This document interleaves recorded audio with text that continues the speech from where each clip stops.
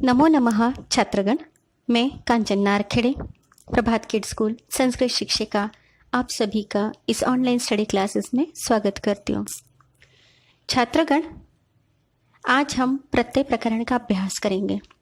प्रत्यय क्या होते हैं तो देखिए, जो शब्द या शब्दांश जिनका अपना कोई स्वतंत्र अर्थ नहीं होता है, फिर भी किसी भी शब्द या धातु के अंत में लगकर उसके अर्थ को प्रभावित कर दे, उसे प्रत्यय कहते हैं। फिर से एक बार देखते हैं। जो शब्द या शब्दांश जिनका अपना कोई स्वतंत्र अर्थ नहीं होता है, फिर भी किसी भी शब्द या धातु के अंत में लगकर उसके अर्थ को प्रभावित कर दे, उसे प्रत्यय कहते हैं। अर्थात प्रत्यय का स्वतंत्र ऐसा कोई अर्थ नहीं होता है। यह प्रत्यय धातु के अथवा पद के अंत में लगता है। देखिए छात्रों, ये ध्यान देने योग्य बात है कि प्रत्यय धातु के अंत में लगते हैं। किसी भी धातु में या फिर किसी भी पद के अंत में लगते हैं, उनका स्थान अंत में होता है, परंतु जो उपसर्ग होते हैं, उपसर्ग के शब्दांश वो पद के या धातु के प्रारंभ में लगता है, शुरुआती स्थान पे लगता है। ये दोनों में भेद है। उपसर्ग के जो भी शब्दांश होते हैं वो धातु के पूर्व लगते हैं और प्रत्ययों के जो शब्दांश होते हैं वो धातु के अंत में लगते हैं। तो ये भेद ध्यान में रखना जरूरी है। यह प्रत्यय धातु तथा पद के अंत में लगकर उनके अर्थ को प्रभावित करता है, इसे प्रत्यय कहते हैं। देखिए यहाँ उदाहरण दिया हुआ है, जैसे कि पठ धातु लिया हमने। पठ धातु के साथ जब त्वा प्रत्यय का मेल किया तो वो उत्तर आया पठित्वा। कौन सा शब्द बना है? पठित्वा, और उसका अर्थ क्या है? पढ़कर। देखिए पठ धातु का अर्थ है पढ़ना, परंतु जब त्वा प्रत्यय वहाँ मेल किया जाता है, मिला दिया जाता है, तो उसका अर्थ होता है पढ़कर। आगे बढ़ते हैं। प्रत्ययों के 3 प्रकार होते हैं। पहला कृत प्रत्यय, दूसरा तद्धित प्रत्यय और तीसरा स्त्री प्रत्यय। कृत प्रत्यय को हम देखते हैं थोड़ा। कृत प्रत्यय को कृदंत भी कहा जाता है। क्रिया अर्थात धातु के अंत में लगने वाले प्रत्यय को कृत प्रत्यय कहते हैं तथा कृत प्रत्यय से बने हुए शब्द को कृदंत कहा जाता है। जैसे पठ धातु के साथ तुमुन, यह प्रत्यय को हमने जोड़ दिया, कृत प्रत्यय है ये तुमुन। तो जब हमने पठ धातु के साथ तुमुन को जोड़ दिया तो शब्द बना पठितुम। यहाँ पठ धातु है और तुमुन कृत प्रत्यय है। देखिए पठ ये धातु है और तुमुन ये प्रत्यय कौन सा है? कृत प्रत्यय है। अतः दोनों के मेल से बना हुआ शब्द पठितुम कृदंत कहलाता है। जो भी उत्तर आता है, जो भी शब्द बन गया दोनों के मेल से, उसे कृदंत कहा जाता है। क्रिया के या धातु के अंत में लगने वाले प्रत्यय को कृत प्रत्यय कहा जाता है तथा कृत प्रत्यय से बने हुए शब्द को कृदंत कहा जाता है। देखिए छात्रगण, कृत प्रत्यय क्रिया के अंत में लगता है। क्रिया जिसे धातु भी कहते हैं, क्रिया के अंत में यह शब्दांश लगते हैं, इसी कारण कृत प्रत्यय से बने हुए शब्द को कृदंत कहा जाता है। उदाहरण आपने देख ही लिया है। तो यहाँ पठ धातु है और तुमन कृत प्रत्यय है, अतः दोनों के मेल से बना हुआ शब्द पठितुम कृदंत कहा जाता है। आगे बढ़ते हैं। दूसरा प्रत्यय है तद्धित प्रत्यय। जो प्रत्यय संज्ञा, सर्वनाम, विशेषण एवं क्रिया विशेषण के अंत में लगकर उसके अर्थ को प्रभावित कर दे, उसे तद्धित प्रत्यय कहते हैं। पहले हमने कृत प्रत्यय देखा। कृत प्रत्यय यह धातु या पद के अंत में लगता है, परंतु तद्धित जो प्रत्यय है वो संज्ञा, सर्वनाम, विशेषण एवं क्रिया विशेषण के अंत में लगता है और उसके अर्थ को ये प्रभावित कर देता है। जैसे कि यहाँ उदाहरण दिया है, बल यह संज्ञा शब्द है, उसके साथ मैंने मतुप प्रत्यय, तद्धित का प्रत्यय का ही एक प्रकार मतुप प्रत्यय को मिला दिया, उन दोनों का मेल किया तो उत्तर हुआ बलवान। बलवान यह क्या है? विशेषण है। तो इस प्रकार तद्धित प्रत्यय बनता है। तीसरा प्रत्यय है स्त्री प्रत्यय। स्त्री प्रत्यय यह पुल्लिंग शब्द को स्त्रीलिंग बनाने के लिए जिन शब्दों का प्रयोग किया जाता है उसे स्त्री प्रत्यय कहते हैं। जैसे कि देखिए यहाँ पे उदाहरण दिया है अज। अज अर्थात बकरा। जब मैंने अजय शब्द के साथ स्त्री प्रत्यय कौन सा टाप स्त्री प्रत्यय को मिला दिया तो उसका उत्तर हुआ अजा। अजा अर्थात बकरी।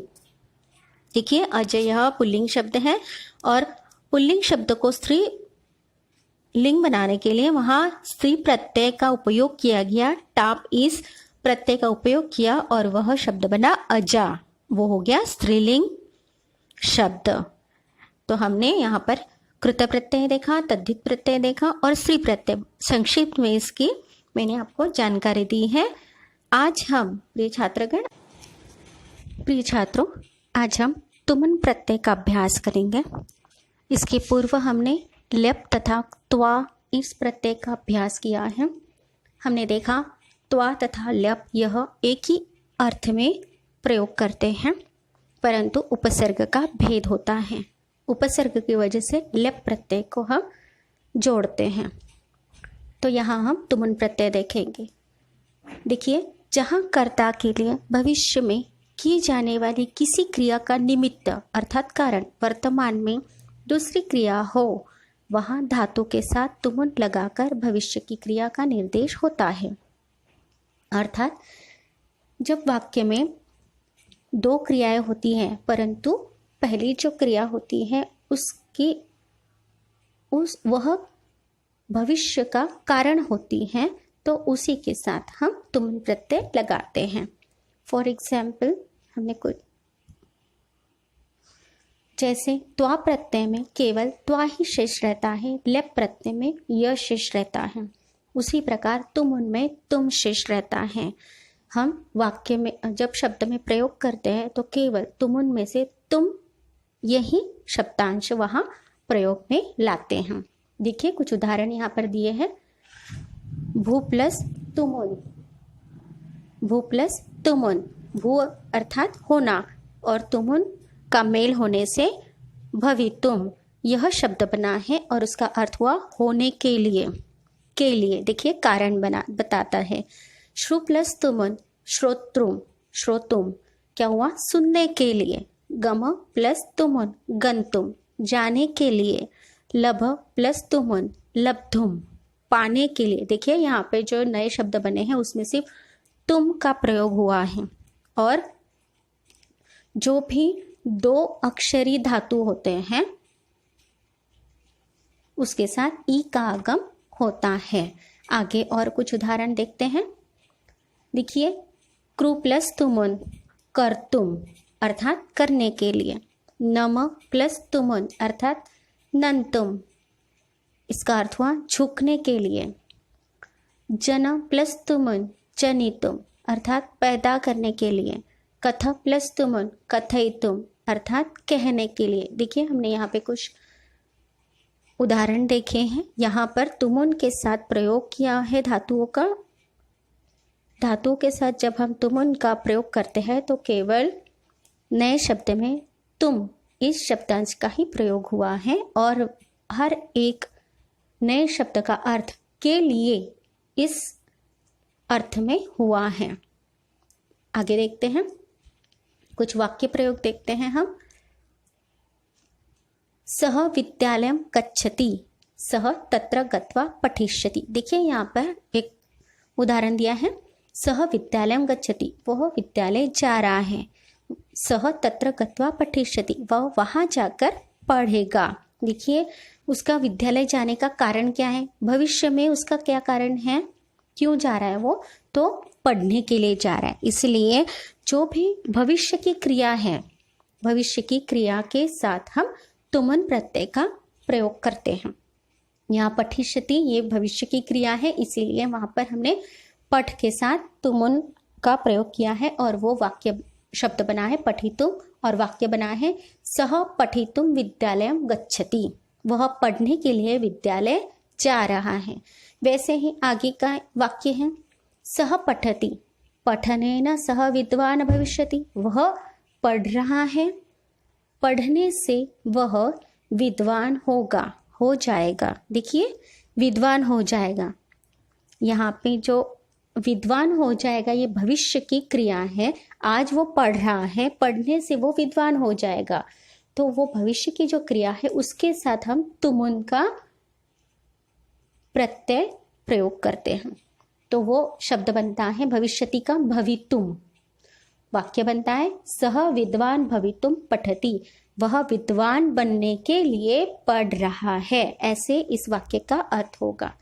आगे की ओर वाक्य देखते हैं।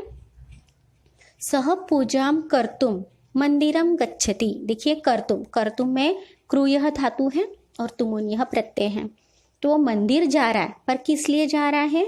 वो भविष्य की क्रिया है, जाएगा तभी पूजा करेगा, तो पूजा करेगा इस अर्थ में, पूजा करने के लिए जा रहा है, इस अर्थ में हम यहाँ तुमुन प्रत्यय प्रयोग करेंगे और वो शब्द बन गया कर्तुम और वाक्य बना सह पूजाम कर्तुम, वह पूजा करने के लिए मंदिर जा रहा है। आगे का वाक्य है सह पुस्तकम क्रेतुम आपणम गच्छति, वह पुस्तक खरीदने के लिए बाजार या दुकान जा रहा है।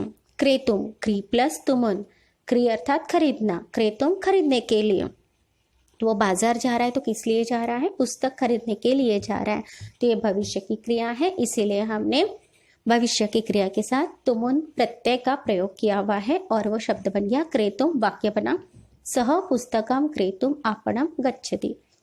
अगला वाक्य है पितुः आज्ञां पालयितुं रामः वनं याति। क्या कहा है? पितुः, पिता की आज्ञा पालन हेतु या पालन करने के लिए राम वन जा रहा है। पालयितुम, यहाँ पे धातु है पाल और तुमुन यह प्रत्यय, तो राम वन जा रहा है, तो क्यों जा रहा है? आज्ञा पालन करने के लिए। जब वो वन जाएगा तो वो आज्ञा पालन होगी, इसीलिए जो भविष्य की क्रिया है उसी के साथ हमने तुमुन का प्रयोग किया हुआ है और वो शब्द बन गया पालयितुम और वाक्य बना है पितुः आज्ञां पालयितुम रामः वनं याति।